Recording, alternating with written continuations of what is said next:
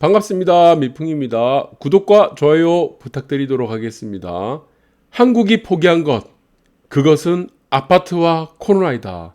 비단 한국만 포기를 하겠습니까?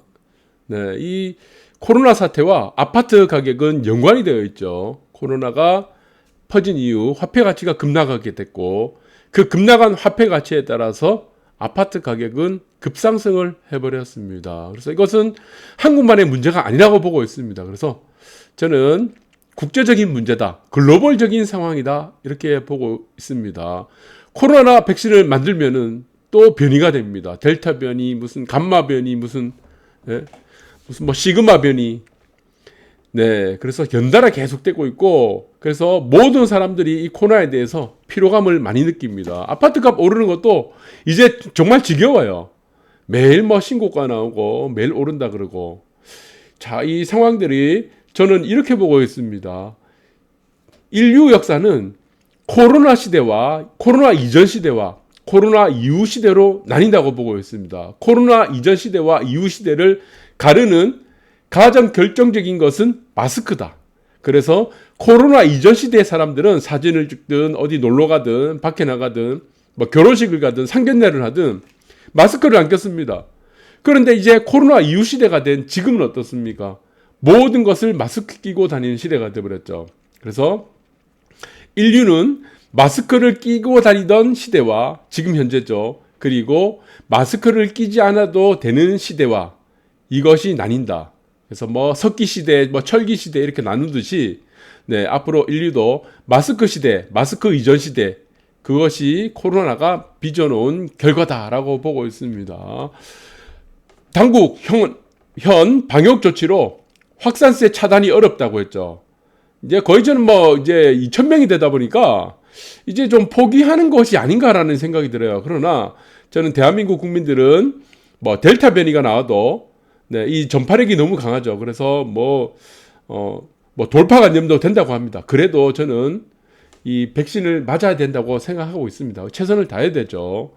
우리는 인류가 존재하지 않는 한, 네, 언제인지 모르겠지만, 그때까지, 위드 코로나 시대가 되지 않을까. 그래서 영원히 마스크를 끼고 다녀야 되는 시대가 될지 모른다는 불안감이 굉장히 큽니다. 그래서 저는 어떤 상황이든 백신을 맞아야 된다고 생각하고, 자, 현 방역 조치로 확산세 차단이 어렵다고 합니다. 네, 이제 좀 많이 좀 포기하는 것 같아요. 좀 안 되죠. 뭐 백신 개발해야 무슨 의미가 있습니까? 다 또 백신 또 개발해야 되는데 그래도 백신을 맞아야 된다. 코로나 확진자 2,000명 시대가 돼버렸습니다. 이게 우리가 상상하지 못했어요. 우리가 뭐 300명, 작년 같은 데 보시면은 뭐 200명, 300명이 코로나 확진을 받아도 굉장히 공포스러웠는데 이제는 2,000명까지가 증가하는데도 그냥 일상이 돼버린 겁니다. 공포가 그렇게 많이 들지가 않아요. 우리가 느끼는 공포는 무엇이냐? 과연 이 코로나가 종식이 될 것인가 아닌가? 우리 인류는 영원히 마스크를 끼고 다녀야 되는 것인가 아닌가? 이거에 대한 불안이 더 큽니다. 사실은요. 확진자가 몇 명이 되는 것이 중요한 거 아니고. 그래서 이게 지금 이제 공포라든가 이 악재에 이게 둔감해지는 시대가 된 것 같습니다. 그래서 지금 뭐 정부에서 방역 당국도 마찬가지고 이제는 약간 뭐 포기하는 듯한 느낌도 들어요. 좀 그런 생각 듭니다. 그래서 환율이 10개월 만에 최고치를 넘어갔다. 그래서 1,150원대까지 넘어갔다고 합니다. 그래서 강달러 기조가 됐다. 국내 감염병 상황 악화로 원화가 약세됐다라는 내용이 들고 있습니다. 델타 변이로 위태위태. 사실은 지방이라든가 부산권 이런 데도 경남권이 안전지대라고 생각했었습니다. 호남권. 서울과 수도권에 워낙 지금 뭐 델타 변이가 확산세가 크다 보니까. 그러나 저는 얘기를 드렸죠.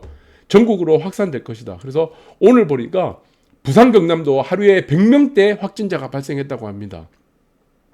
몇 명이 확진자가 되는 거 이제는 이제 지겹죠.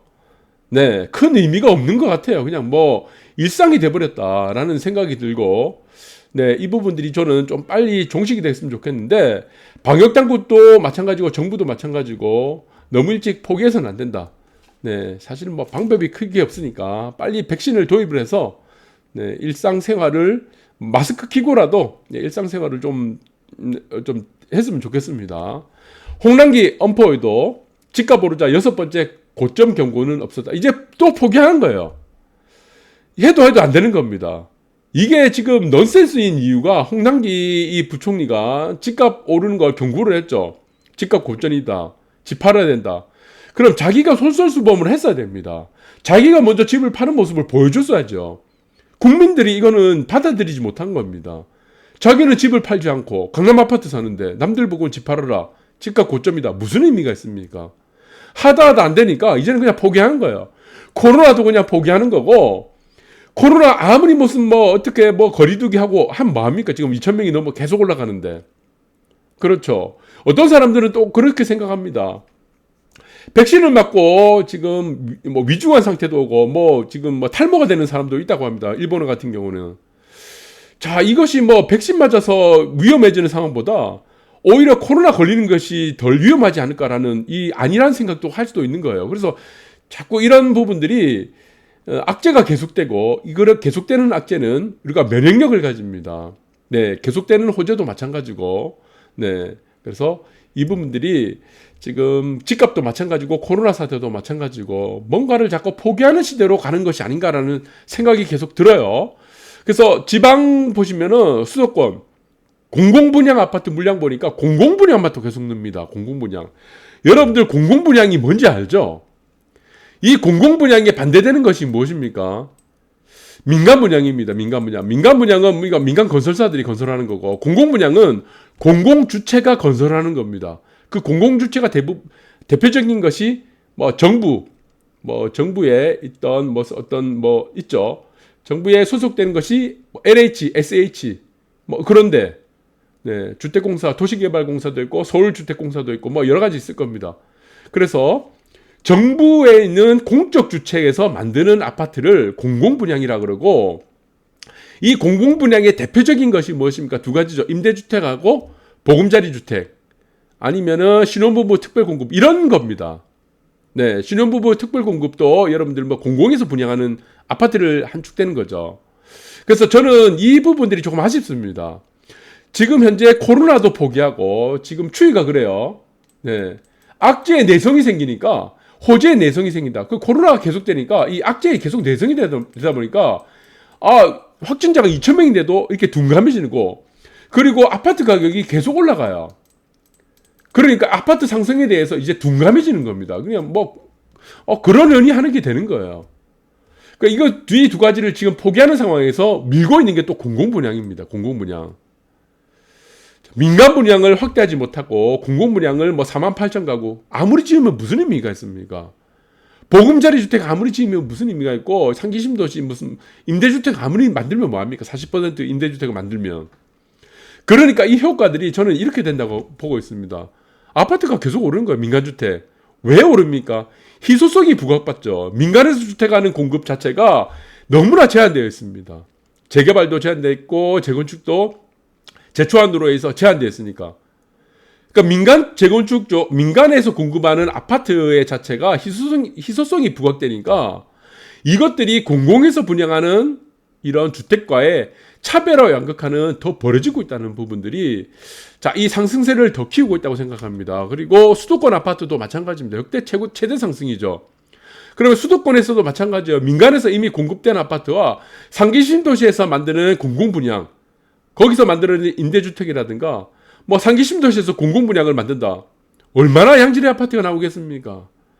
자, 그렇다 보니까 이 희소성을 받는 부분이 저는 크다고 봅니다. 그리고 상기 신도시 자체가 착공이 언제 될지, 입주가 언제 될지, 분양가가 언제 될지 모르는 이 암흑과 같은 이런 목표치만 계속 제시하는 거에 대해서 이제 국민들이 좀 신물이 났다고 보고 있습니다. 그래서 자꾸 아파트 값이 거래되는 가격들이 대부분, 지방도 마찬가지예요. 5대 광역시도 마찬가지입니다. 대부분 다 신고가예요. 신고가.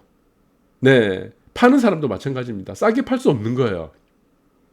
얼만큼 더 화폐 가치가 될 것인지, 이 코로나 사태가 끝이 없다는 부분들을 여러분들이 지금 위드 코로나 시대, 포스트 코로나 시대가 아닌 이 부분에서 더 공포심으로 작용한다, 이렇게 보고 있습니다.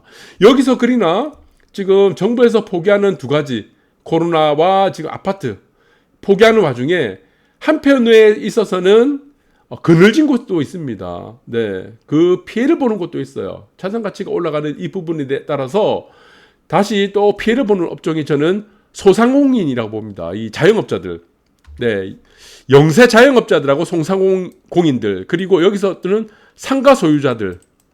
상가 소유자는 앞으로도 지금 특히 여기서는 노후상가입니다. 노후상가.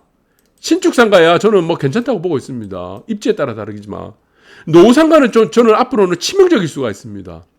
그리고 여기서 자영업을 하는 영세 자영업자들, 소상공인들, 네, 뭐 앞으로 거리두기는 이제 극단적으로 나올 가능성이 크죠. 지방도 서울도 마찬가지고 6시까지도 저는 나올 가능성이 크다고 봅니다. 지금 현재는 10시까지죠.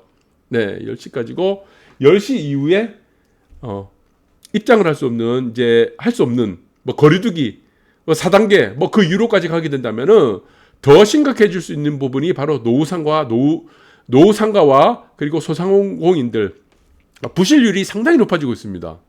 1%가 급기야 넘어갔어요. 그러면 여기서 이제 특히 이제 상가들에 있어서 이제 월세를 못 받는 경우도 되겠고, 특히 노후상가들은 공실률이 앞으로 많이 올라갈 거예요. 특히 이제 지방 같은데, 부산 같은데 보시면 영남이라든가 뭐 수도권도 이것이 길어진다 그러면은 거리두기 4단계가 서울 수도권도 길어진다 그러면은 공실될 확률이 높아진다고 보고 있습니다. 이것은 또 다시 악순환이 되겠죠. 네, 부실률, 네, 연체율 이런 것들로 작용할 수가 있다고 보고 있습니다. 거기 그 과정에서 노후상가들이 가장 큰 타격을 보게 되고, 그런 노후상가들이 지금 보면 나타나는 현상들이 있습니다. 어떤 현상들이 나타납니까? 아니, 재개발하죠. 재개발을 노후상가들이 하자고 합니다. 재개발을. 그리고 이전에 볼 수 없었던 노후상가들이 재개발해서 동의율이 100%가 나와요. 동의율이. 노후상가 동의율. 재개발하면, 재건축 재개발하면 노후상가들일 거 아니에요. 노후가 됐으니까 재개발하는데. 노후상가들 재개발에 있어서 동의율 100%가 나오는 희한한 기염이 지금 나오는, 희한한 일들이.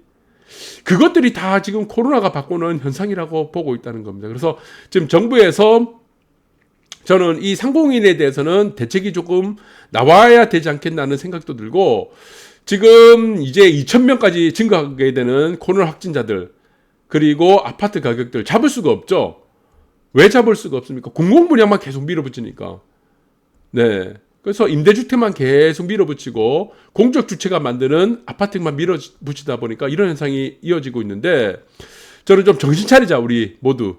네. 그리고 여러분들이 아무리 코로나가 지금 뭐 일상생활에 뭐 몇천 명이 는다고 하더라도 백신은 꼭 맞았으면 좋겠습니다. 그래서 하나하나씩 우리 대한민국 국민들이 이 어려움을 극복했으면 좋겠다는 생각이 듭니다. 감사합니다.